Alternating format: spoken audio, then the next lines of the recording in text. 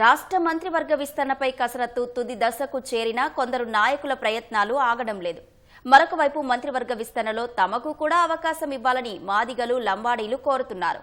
మంత్రుల ప్రమాణ స్వీకారానికి ముందు పేర్లు ప్రకటించే అవకాశం ఉన్నట్లు పీసీసీ వర్గాలు వెల్లడిస్తున్నాయి. ఇదే సమయంలో మంత్రివర్గ విస్తరణతో పాటు శాఖల మార్పులు కూడా జరుగుతాయని పార్టీలో విస్తృతంగా చర్చ జరుగుతోంది.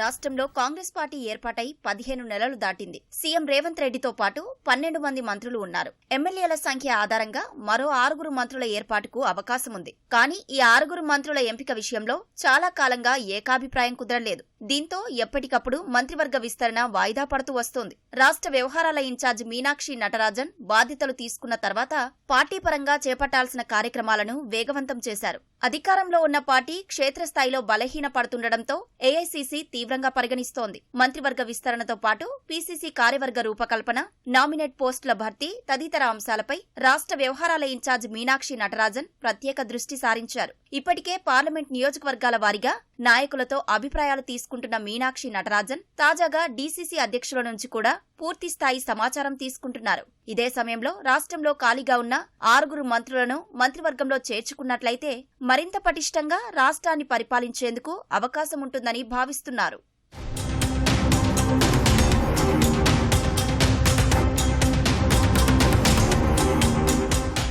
ఇటీవల ఢిల్లీలో జరిగిన సమావేశంలో 4 మంత్రి పదవులను భర్తీ చేయాలని ఏఐసీసీ నిర్ణయించినట్లు పీసీసీ వర్గాలు వెల్లడిస్తున్నాయి. రాష్ట్ర నాయకుల నుంచి అభిప్రాయాలు తీసుకున్న ఏఐసీసీ అభ్యర్థుల ప్రకటనలకు తీవ్ర కసరత్తు చేస్తోంది. ఇదే సమయంలో పత్రికల్లో కొన్ని పేర్లు ప్రచురితం కావడంతో మంత్రివర్గంలో చోటు లభిస్తుందని అంచనా వేసుకుని నిరాశకు గురైన నాయకులు ఏఐసీసీ స్థాయిలో లాబియింగ్ మొదలుపెట్టారు. ఇప్పటికే చెన్నూరు ఎమ్మెల్యే వివేక్ వెంకటస్వామికి మంత్రి పదవి ఇవ్వనున్నట్లు ప్రచారం జరగడంతో మాదిగలు కూడా తమకు మంత్రివర్గంలో అవకాశం ఇవ్వాలని పార్టీ అధిష్టానానికి లేఖ రాయడంతో పాటు స్వయంగా ఖర్గేను కలిసి విజ్ఞప్తి చేశారు. ఇదే సమయంలో మాదిగ కులానికి చెందిన పలువురు ఎమ్మెల్యేలు ప్రభుత్వ విప్ అడ్లూరి లక్ష్మణ్ కుమార్ నేతృత్వంలో మంత్రివర్గ విస్తరణలో తమకు కూడా అవకాశం కల్పించాలని పార్టీ అధిష్టానానికి విజ్ఞప్తి చేశారు. అదేవిధంగా లంబాడీ సామాజిక వర్గానికి చెందిన ఎమ్మెల్యేలు కూడా అధిష్టానానికి లేఖ రాసి తమకు కూడా మంత్రివర్గంలో స్థానం కల్పించాలని విజ్ఞప్తి చేశారు. ఎమ్మెల్యే దొంతి మాధవరెడ్డి కూడా అధిష్టానానికి కలిసి మంత్రివర్గ విస్తరణలో అవకాశం కల్పించాలని విజ్ఞప్తి చేసినట్లు